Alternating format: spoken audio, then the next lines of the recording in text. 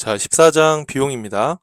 자, 여러분, 이제 이전 강의에선 수익에 대해서 봤는데, 이번 강의에서는 이제 비용이 뭔지에 대해서 볼 거예요. 비용이라는 것은, 경영활동 과정에서, 우리가 지출한 어떤 비용들을 생각하면 되는데, 정확한 의미는 자본 거래를 제외한 순자산의 감소를 가져오는 원인이다. 이렇게 이해를 하시면 됩니다. 자, 여러분, 자본 거래가 뭐죠, 여러분? 회사와 주주와의 거래를 자본 거래라고 하죠. 그럼 주식을 발행해서 회사가 자금을 투자받을 수도 있고요. 자, 여러분 생각을 한번 해보면 회사가 주식을 발행해서 자금을 투자받으면 현금이 들어오고 자본금이라는 자본이 드는 거 맞죠? 그죠? 그런데 회사가 이 투자받은 자본을 다시 현금으로 반환하고 주식을 매입 소각할 수 있잖아요. 그럼 예를 들어서 이 투자받은 것 중에 50원만큼 반환하고 이 주식 매입해가지고 소각했어요. 그럼 자본금이 주는 거잖아요. 즉 현금이 지출됐지만 비용이에요, 자본의 감소예요? 자본의 감소죠. 이거는 비용이 아니라. 이해돼요, 여러분? 그래서 비용이란 것은 이처럼 회사와 주주와의 자본 거래를 제외한 순자산, 순자산이라는 게 자본이에요. 자본의 감소를 가져오는 원인이다라는 거예요. 자, 수익에서 우리가 비용을 빼게 되면 순이익이 나오잖아요. 그렇죠? 단기 순이익이 나오는데 생각을 가만히 해보면, 자, 예를 들어서 수익이 100원인데 비용이 이렇게 70원만큼 발생됐어요. 그러면 여러분 이익이 30원으로 이렇게 줄잖아요. 만약에 비용이 빵원이었다 그러면 이익이 100원이었을 텐데 비용이 이렇게 발생됨으로써 이렇게 이익이 줄어드는 거잖아요. 이해되시죠? 그럼 비용이 발생하게 되면 회사의 이익이 줄고, 이익이 준다는 거는 우리가 자본의 이익여금도 줄어드는 거예요. 궁극적으로 비용이 발생됨으로써 기업의 자본의 감소를 가져오게 되는 거예요. 이익이 주는 거니까. 이해되시죠, 여러분? 자, 그래서 자본 거래를 제외한 이 순자산, 자본의 감소를 가져오는 것이 바로 비용이다. 그렇게 여러분 이해를 해보시면 되겠습니다. 자, 그러면 우리가 비용은 어느 시점에 기록할 거냐, 어느 시점에 인식할 거냐.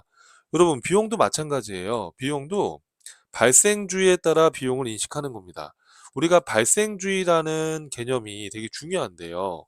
자, 발생주의라는 것은 수익은 우리 언제 인식한다고 그랬죠, 여러분? 이전 강의에서 실현주의, 그렇죠? 실현됐을 때, 그래서 실현주의로 수익을 인식한다, 이런 얘기를 했었죠. 그럼 비용은 언제 인식할 거냐? 자, 비용도 발생주의로 하겠다는 거예요. 근데 비용이라는 것은 매일매일 전기요금, 가스요금 매일매일 발생되고 있고 매일매일 직원들이 출근해가지고 일하면 또 월급을 줘야 되는 이런 비용이 급여가 발생되고 또 기기장치 계속 돌리면 감가상각도 매일매일 감가상각되고 있는 거 맞잖아요. 그러니까 이게 발생은 계속 비용이 발생되고 있는데 이걸 도대체 어느 시점에 인식해야 될지는 사실은 알 수는 없어요. 그죠? 계속 비용이 발생되고 있는데 이거 어떻게 우리가 인식을 합니까? 발생주의로. 현실적으로 이게 어 불가능하죠, 사실은. 그죠? 물론 가능할 수도 있겠지만 이 비용이 계속 발생되고 있는데 이거를 발생되는 시점마다 쪼개 가지고 이걸 인식을 한다? 이게 실현 가능하기가 어렵겠죠. 그죠? 그러면 이 발생주의로 비용을 인식을 하긴 하는데 어느 시점에 인식할 거냐? 좀 더 구체화시켜서, 자, 비용이라는 건 계속 발생되지만 이거 어느 시점에 인식을 하느냐가 중요한 건데, 자, 이걸 이렇게 하기로 그냥 원칙을 정한 겁니다. 발생되는 시점마다 이걸 다 기록할 수는 없으니 비용이라는 걸 생각을 해보면 수익이 발생됨으로써 이 수익을 얻기 위해서 비용이 투입됐을 거란 말이에요. 이해되세요, 혹시? 그러니까 이 비용이라는 건 수익이 발생됨으로써 비용이 발생되는 것이니까, 그렇죠. 수익에서 비용을 빼서 이익을 구하는 거니까 우리가 수익을 얻게 됨으로써 비용도 발생됐을 것이다. 이런 관점으로 보는 거예요. 자, 예를 들어서 기계를 사가지고 기계를 돌려서 우리가 물건을 만들어서 팔면 제품 매출이라는 수익이 발생하죠. 대신에 기계를 계속 썼잖아요. 그럼 기계장치를 썼으니까 기계가 감가상각이 됐겠죠. 그럼 그 매출 수익에 이 감가상각비를 적절하게 대응시키는 게 맞다는 거예요. 그죠?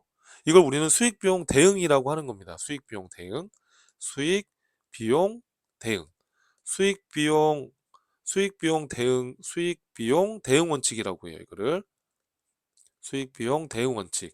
그러니까 무슨 얘기냐면 비용도 발생되는 정도에 따라 비용을 인식하자. 근데 이거를 우리가 어느 시점에 인식할지 정해야 되니까 원칙을 세운 거예요. 원칙이잖아, 이름이. 그죠? 이 수익이 발생된 시점의 비용을 대응시키는 게 합리적이겠다라는 거예요. 자, 이해되세요, 여러분? 이거를 수익 비용 대응이다. 이렇게 얘기를 하는 겁니다. 이 수익 비용 대응 원칙. 자, 그래서 기계를 취득한 시점에서 아직 수익을 창출한 건 아니니까 자산으로 인식을 했다가 이 기계를 사용해서 수익이 창출되는 그 시점에 적절하게 감가상각비를 인식해서 그 해당 수익에 이 감가상각 비용을 대응시키는 거. 이런 거를 간접 대응이다라고 얘기해요. 직접적으로 우리가 감가상각이 얼마 됐으니까 얼마 수익이 났다 이렇게 추적할 수는 없잖아요. 이런 걸 또 간접 대응이다 또 이렇게도 얘기를 합니다. 그러니까 대응이라는 건 이렇게 간접 대응이 있을 수 있고 직접 대응이 있을 수 있어요. 개념적으로 보면 직접 대응이라는 거는 여러분 이런 거 매출액과 매출원가 우리 매출 수익이 생기면 상품 매출이 생기면 이 상품을 사서 팔았을 거니까 상품을 100원에 사서 300원에 팔았다. 그럼 300원의 매출 수익이 생기면 100원은 매출 원가가 돼야 되는 거예요. 이건 추적이 가능하죠. 그쵸? 이거는 직접 대응이 되는 거예요. 근데 감가상각 같은 거 있잖아요, 여러분. 감가상각비 같은 경우에는 이 감가상각이 직접적으로 수익 창출에 얼마나 기여했는지 알 수는 없잖아요. 이건 대응은 대응인데 간접 대응이다 이렇게 정리를 하는 거예요. 이해되시죠? 예를 든 겁니다만. 자, 그래서 이렇게 직접 대응, 간접 대응 이런 개념으로 대응을 시키자. 그래서 적절하게 수익에서 비용을 대응시켜서 매년 우리가 당기순이익을 보고를 하자는 겁니다. 아시겠죠? 그래서 우리가 기존에 배웠던 회계 처리 중에 대손상각비라든지 퇴직급여라든지 감가상각비라든지 이런 비용들은 다 수익 비용 대응을 위해서 이런 회계 처리를 하는 겁니다. 알겠죠, 여러분? 자, 그러면 이제 비용은 어떻게 구분을 할 거냐라는 거예요. 비용의 구분인데, 자, 우리 수익은 영업수익, 영업외 수익 이렇게 구분했었잖아요. 이전 강의에서. 비용은 똑같아요. 비용도 영업비용과 영업외비용 이렇게 구분하는 거예요. 그럼 영업비용이라는 건 뭘까요? 영업활동과 관련된 비용이겠죠. 그죠? 영업활동과 관련된 비용은 뭘까요? 자, 상기업이다 그러면 상품을 사와서 파는 거니까 상품 매출 원가. 이거는 영업활동이죠. 제조업이다 그러면 제품을 만들어서 파는 거니까 제품 매출 원가. 이런 상품 매출 원가나 제품 매출 원가는 기업의 주 영업활동과 관련된 비용이잖아요. 그래서 매출 원가 비용은 대표적인 영업 비용이에요. 또 이런 매출 원가 이외에도 영업을 하기 위해서 판매나 관리 활동과 관련된 판매 관리비, 판매비와 관리비 이렇게 부릅니다. 판매비와 관리비도 영업 비용이 되는 거예요. 자, 그럼 매출원가나 판매비와 관리비 이외에 비용들이 발생할 수 있겠죠. 영업활동 이외의 비용들이 생길 수 있을 거예요. 그것들은 바로 영업 외비용이 되는 거예요. 영업활동과 관련 없는 비용. 우리가 이전에서 강의에서 공부할 때 기억나는 개정 과목들이 뭐 이자 비용이나 그렇죠? 또 어떤 게 있을까요? 뭐 단기매매증권 평가손실, 단기매매증권 뭐 처분손실, 유형자산 처분손실, 무형자산 처분손실 뭐 이런 것들이 또 영업의 비용이 되는 거예요. 자, 그리고 이제 세금 내는 거. 법인기업은 법인이 돈을 벌면 법인세라는 세금을 내야 돼요. 그래서 그 법인세 낸 비용이 법인세 비용이다 이렇게요. 법인의 소득에 대한 세금이다. 이렇게 개인의 소득에 대한 세금은 소득세 비용이라고 해요. 근데 우리 전산회계 1급은 법인 사업자를 기준으로 나오니까 법인세 비용 이렇게 이해를 하고 있으면 됩니다. 자, 그럼 비용 계정 과목은 영업 비용인 매출원가부터 한번 살펴보면 자, 우리 매출원가라는 것은 상기업의 상품 매출원가, 제조기업의 제품 매출원가, 용역 매출원가가 또 뭐 있을 수 있겠죠. 뭐 근데 시험에는 뭐 큰 중요성은 없지만 우리 시험은 이제 제조기업을 기준으로 나오니까 뭐 제품 매출원가 이런 거 생각해 보시면 되는데 자, 매출원가에 대한 개념을 한번 이 케이스를 통해서 한번 같이 보시죠. 자, 여러분 교재는 108쪽이죠? 108쪽. 자, 같이 한번 볼게요. 자, 12월 10일 날 상품을 10만 원을 외상으로 구입했다. 우리 그러면 어떻게 분기해요? 차변에 상품, 자산의 증가, 외상으로 샀으면 외상 매입금, 부채의 증가, 그쵸? 자, 상품 중에 만 원이 불량으로 반품을 했대요. 자, 그럼 구매자 입장에서는 상품을 돌려보냈잖아요. 내가 만약에 이때 현금 주고 샀으면 현금을 돌려받았을 텐데 외상으로 샀기 때문에 갚아야 될 외상 매입금을 안 갚으면 되는 거잖아요. 그죠? 10,000원만큼. 그러니까 외상 매입금 부채를 줄여주면 되는 거고, 그러면 상품을 돌려보낸 거니까 10만 원 중에 10,000원을 돌려보낸 거니까 대변에 상품 자산이 없어지면 되거든요. 근데 그렇게 하면 관리가 안 되니까 관리 목적상 바로 상품이라고 안 하고 매입 환출 및 내누리 10,000원 이렇게 해서 우리가 계정 과목을 설정하는 거예요. 이 매입 환출 및 내누리 이름만 이렇지 그냥 상품 자산이 감소했다 이렇게 생각하면 돼요. 그래서 매입 환출 및 내누리는 이 재고 자산의 차감적 계정이다 이렇게 얘기를 해요. 자, 그리고 그럼 이제 외상 매입금은 9만 원 갚아야 되는데 우리가 이걸 일찍 갚아가지고 7,000원을 할인 받았대요. 예를 들어서 7,000원 할인 받았대요. 예를 들어서 그러면 어떻게 분기하면 돼요? 외상 매입금 9만 원, 현금으로 8만 3천 원만 줬고, 나머지는 우리 상품이 줄어든 거지만 우리가 이제 관리 목적상 이럴 때는 매입 할인 이렇게 분기해 주겠대요. 요 매입 할인 계정 과목은 상품이 줄어든 거다 이렇게 생각하면 돼요. 지금은 이게 원재료에 대한 매입 할인이 있을 수도 있고 상품에 대한 매입 할인일 수도 있습니다. 지금은 상품에 대한 매입 할인이죠. 이것만큼 상품이 감소한 거다. 근데 상품을 바로 줄이지 않고 상품 재고 자산의 차감적 계정인 매입 할인으로 기록을 해주는 거예요. 이해되시죠? 그리고 보니까 이제 상품을 또 팔았대요, 일부. 상품을 판매하고 10만 원 현금으로 받았대요. 그럼 어떻게 하면 돼요? 차변에 현금 10만 원, 대변에 상품 매출 10만 원. 상품 매출은 수익이죠, 수익. 상품 매출은 수익입니다. 상품 매출은 수익이다. 이렇게. 상품 매출은 수익이 발생한 거죠. 그렇죠? 상품 매출은 수익이에요, 수익. 그러면 여러분 이 상품 매출 수익이 발생했으면 상품도 팔려 나간 거니까 상품 매출 원가라는 비용도 처리해야 되잖아요. 그죠?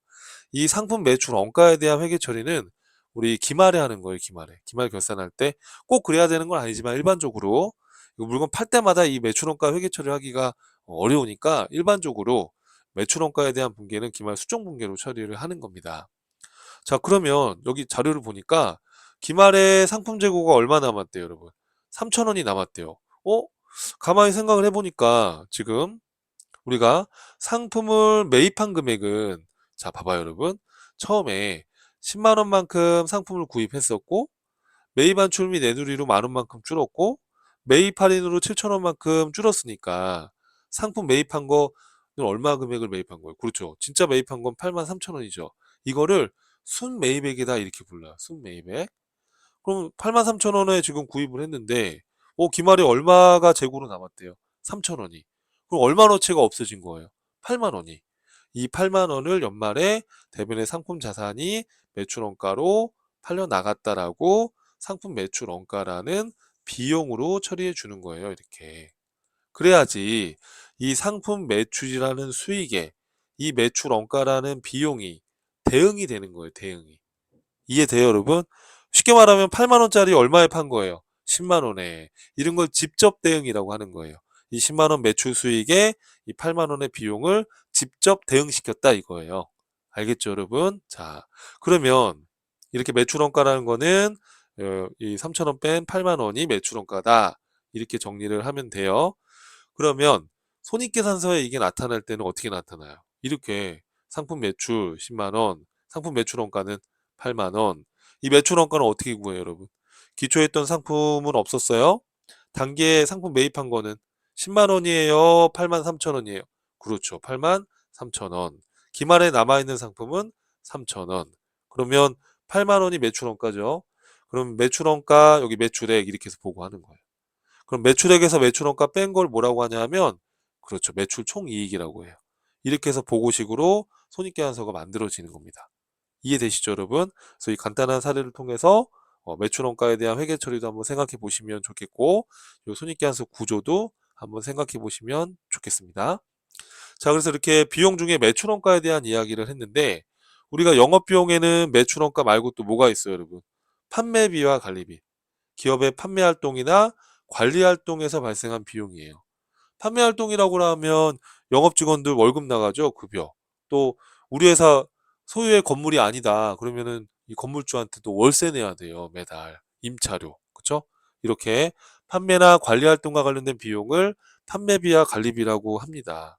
자, 어떤 게 있대요? 보니까 급여, 퇴직급여, 종업원들 퇴직급여와 관련된 거. 그래서 급여라는 거는 이제 월급이나 각종 수당 등을 생각하시면 되는데, 여기 밑줄 쳐보시면 제조업의 경우에는 우리가 임금이라는 표현을 써요. 임금이라는. 일용직에 대해서는 작급이라는 개정 과목을 씁니다. 그렇게 정리하시면 돼요. 자, 퇴직급여라는 건 뭐겠어요? 종업원들 퇴직금, 비용을 말하는 거죠. 자, 근데 퇴직급여는 우리가 현금으로 지급했을 때 퇴직급여 그렇게 바로 하기보다는 어떻게 해요? 그렇죠. 기말 결산할 때 퇴직금 추계액을 계산해서 기존에 전년도까지 잡아놨던 퇴직급여 충당부채 잔액을 빼고 올해 퇴직급여 계산, 올해 1년치 걸 계산해서 차변의 퇴직급여, 대변의 퇴직급여 충당부채로 설정을 할 때도 퇴직급여가 기록이 되죠. 그죠? 그럼 퇴직금을 지급할 때는 어떻게 해요? 기억나세요, 혹시? 그렇죠. 퇴직금의 충당부채를 우선 상기하고, 그러고도 더 퇴직금을 줬다 그러면, 그때 더 부족한 거는 퇴직급여로 처리하는 거죠. 그때 그 퇴직급여를 말하는 겁니다. 자, 임차료. 자, 이 건물에 대한 임차료도 있지만, 우리가 리스료를 임차료라고 해요, 여러분. 리스료. 그래서 이런 기계, 차량 등의 자산에 대한 사용 대가, 뭐 이런 리스료가 될 수도 있고요. 이런 건물에 대한 월세가 될 수도 있고요. 이런 임차료, 복리후생비, 종업원들 식대라든지 뭐 직장 체육대회라든지 뭐 야유회비, 경조사비라든지 또 우리 건강보험료 회사가 부담해 주는 거 있잖아요. 그죠? 이런 것들도 다 복리후생비로. 자, 접대비라고 안 하고 이제 우리 KLF 프로그램에서는 기업 업무 추진비 이렇게 우리가 얘기했었죠. 접대비랑 같은 성격이다 이렇게 보면 돼요, 여러분. 용어가 좀 우리가 바뀌어서 그런 거지. 기업 업무 추진비. 그래서 업무와 관련해서 거래처에 제공하는 접대성 비용이다. 이렇게 이해하면 돼요. 거래처 직원 식사를 대접하거나 뭐 거래처에 명절 선물 같은 거를 보내준다든지 이렇게 우리가 생각하는 그런 접대성 비용으로 생각하시면 돼요. 그 다음에 수도 강열비. 자, 우리 본사의 수도요금이나 가스요금이나 전기요금 이런 것들을 합쳐가지고 수도 강열비라고 해요. 주의하실 거는 공장에서 발생하는 수도요금, 가스요금은 가스 수수료라고 해요.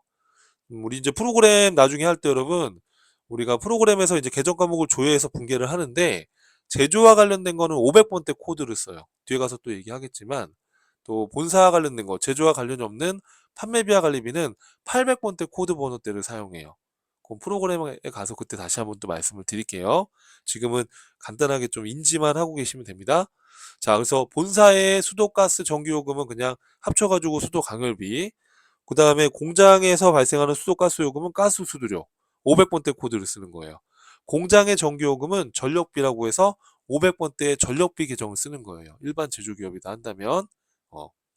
자, 운반비는 여러분 판매자가 상품을 판매하면서 이런 택배비라든지 이런 판매와 관련된 운반비를 부담했을 때 운반비로 처리를 합니다.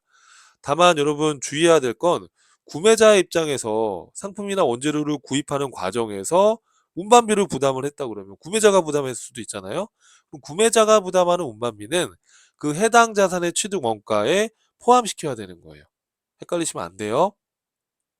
자, 그 다음에 어떤 게 있대요? 또 쭉쭉 불러볼까요? 차량 유지비, 수선비, 여비교통비, 통신비, 세금가공가, 뭐 도서인쇄비, 소모품비 이렇게 다양한 것들이 있어요. 차량 유지비는 단어 그대로 뭐 우리 회사 차량의 뭐 유류대나 오일 교체비나 차량 수리비나 이런 것들이고요. 수선비는 뭐예요? 수선비는 유형 자산을 우리가 뭐 기기장치나 뭐 건물이나 차량 뭐 기기장치나 건물이나 이런 유형 자산을 수리하면서 발생하는 수선비 생각하면 돼요. 자, 우리 유형 자산 편에서 자산을 취득한 이후에 추가적인 지출이 발생했을 때 비용으로 처리하는 거 수익적 지출이라고 했던 거 기억나세요? 예. 이런 수익적 지출에 해당하는 수선비. 만약에 이 수선이 자본적 지출에 해당하면 어떻게 하는 거예요?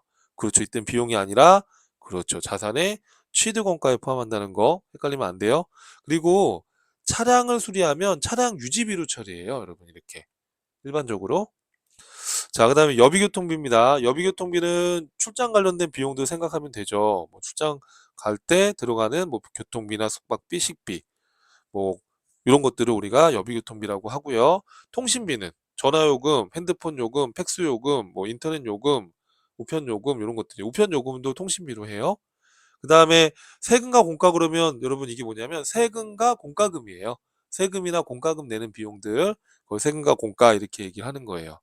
예를 들어서 뭐 재산세를 냈다든지, 뭐 또는 자동차를 갖고 있으면 자동차세, 또 이런 조합비, 협회비 이런 것들이 있어요. 조합회비, 협회비 이런 거, 이런 것들, 뭐 대한상공회에서 회비를 냈다든지 이런 거.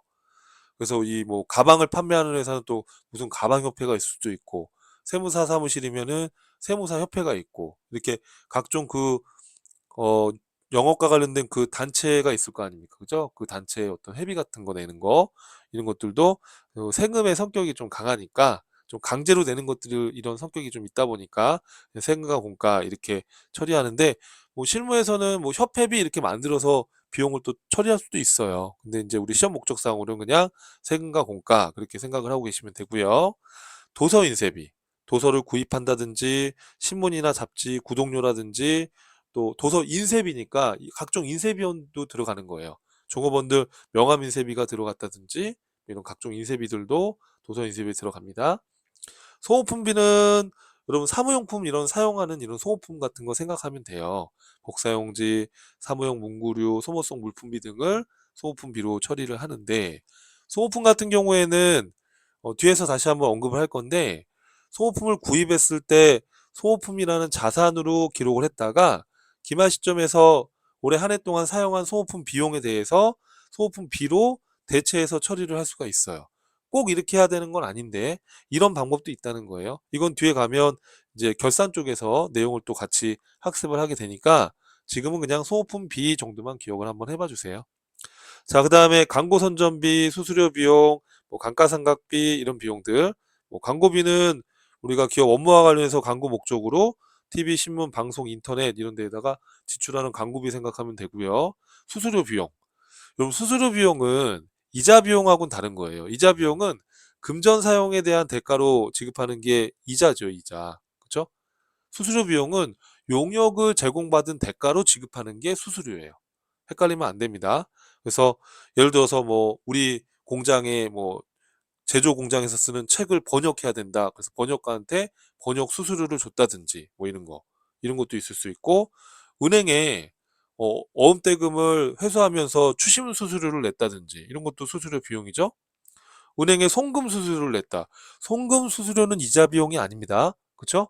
이자 비용은 금전 사용 대가에 대한 거. 돈을 빌려서 내가 썼을 땐 주는 게 이자고. 그죠? 헷갈리면 안 돼요, 여러분.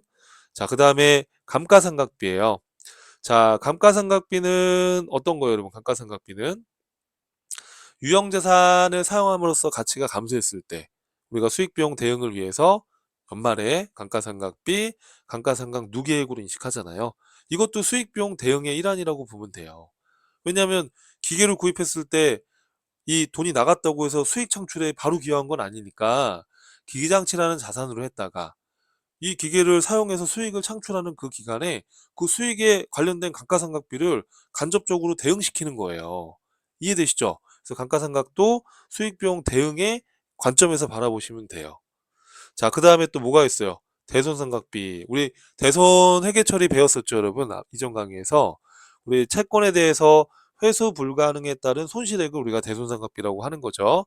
근데 우리는 직접상각법을 하는 게 아니라 혹시 기억납니까? 충당금 설정법을 했었잖아요. 그래서 결산할 때 회수할 수 없을 거라고 예상되는 그 추정액을 대손상각비, 대손충당금으로 설정했다가 대손이 확정되면 충당금을 우선 사용하고, 그러고도 부족하다 그러면 대손상각비 처리했던 거 기억나시죠? 그때 그 대손상각비. 자, 이겁니다. 그래서 여러분 이 판매비와 관리비는 주로 B자로 끝나는 것들이 많죠. 무슨 무슨 B 이렇게. 예, 그렇게 한번 생각해 봐도 좋을 것 같고. 자, 그 다음에 영업의 비용은 뭐죠, 여러분? 영업활동과 관련이 없는 비용이에요. 그렇죠? 어떤 게 있어요, 여러분? 쭉 보면 이자 비용, 또 단기매매증권 평가손실, 단기매매증권 처분손실. 단기매매증권 평가손실은 공정가치가 장부금액보다 떨어진 거죠. 그죠?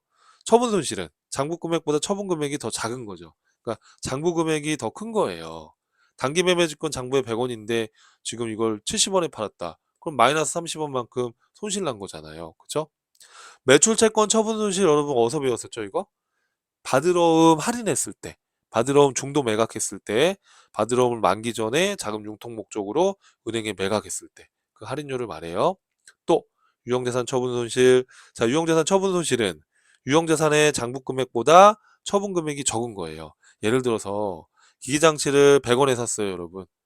근데 30원만큼 감가상각했어요. 그럼 장부 금액은 70원이에요. 근데 이거를 지금 50원에 파는 거예요, 처분을. 그럼 장부 금액이 더 크잖아요. 그럼 마이너스 20원만큼은 손실 났다, 이런 얘기예요. 또 무형자산 처분 손실. 무형자산의 장부 금액과 처분 금액 비교했을 때 이 처분 금액이 더 적은 거예요. 100원짜리 특허권을 뭐 70원에 팔았다. 30원만큼 손실이다. 이런 식으로. 그쵸? 투자자산 처분 손실도 마찬가지. 자, 그 다음에 중요한 거는 여러분 이거 별표 우리 영업 수익 쪽에서도 봤었는데, 자, 뭐가 있어요? 여러분 보니까 외환산 손실하고 외환차손. 자, 이거는 환율 변동에 따른 손익이죠. 그죠? 자, 한번 볼게요, 같이. 자, 제품을 1000달러를 외상으로 수출했다. 수출 시한율이 1000원이었대요. 그러면 대변의 제품 매출, 차변의 외상 매출금. 그렇죠? 근데 결산할 때 환율이 이번엔 떨어진 거예요. 그러면 이때는 여러분 지금 100원만큼 떨어졌으니까 10만원만큼 손해본 거잖아요. 그죠? 그럼 그것만큼 외상 매출금이 줄어들고, 그것만큼 뭐라고 한다고요? 불러주세요. 외환산 손실, 영업의 비용으로 처리해 주는 겁니다.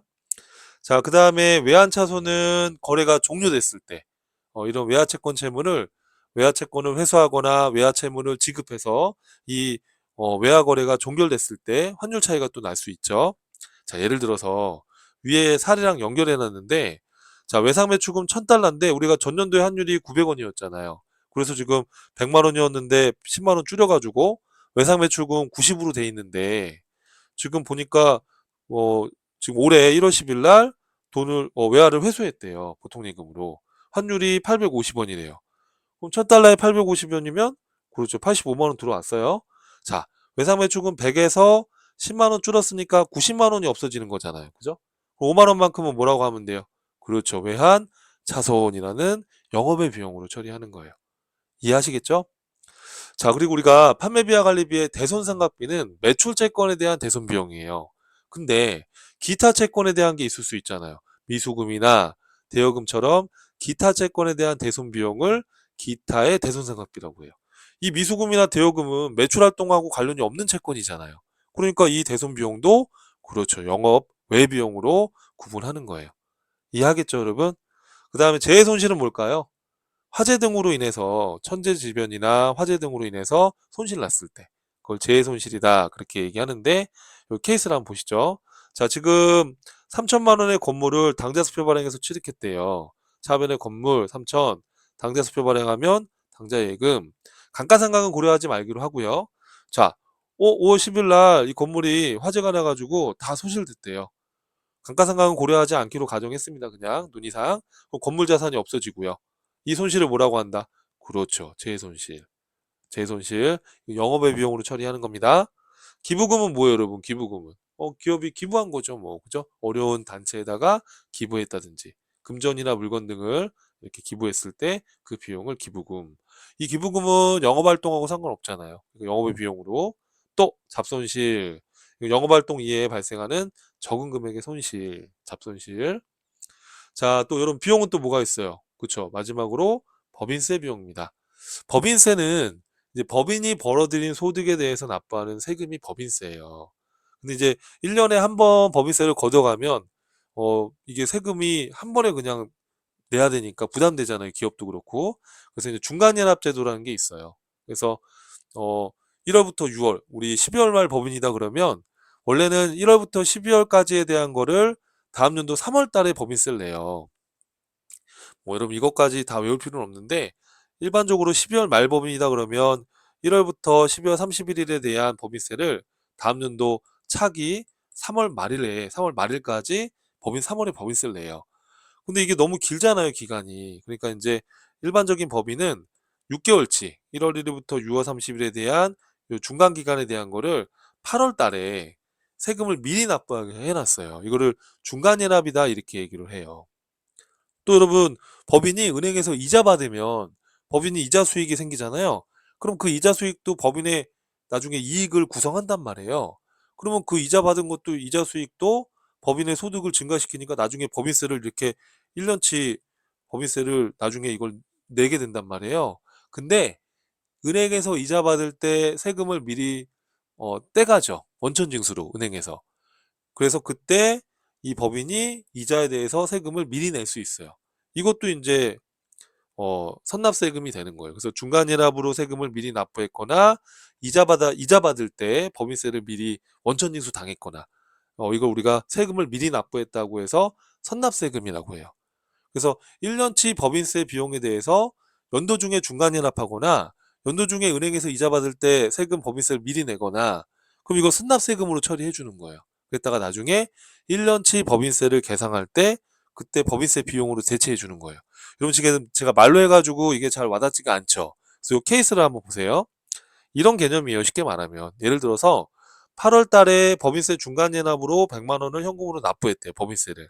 그러면 현금 자산이 감소하고 차변에 세금을 미리 낸 거라 우선 선납세금이라는 자산으로 기록하는 거예요. 선납세금이라는 자산으로 이렇게 기록을 했다가 나중에 이제 결산할 때 1년치 법인세를 계산해가지고 자, 법인세가 500만 원이 발생했대요.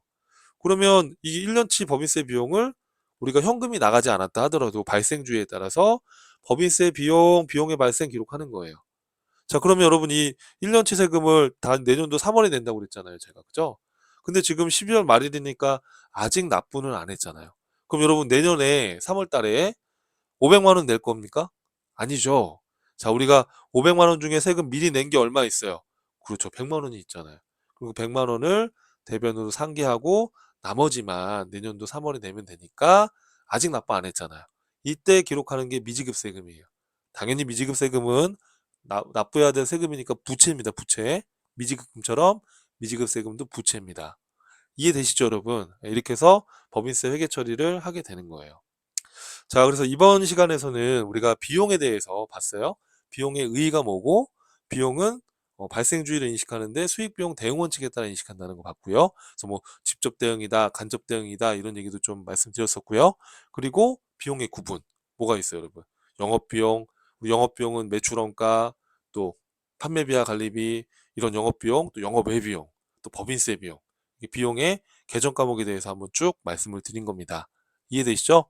자, 그래서 이번 시간도 수고하셨고요. 다음 수업에서 또 뵙겠습니다. 감사합니다.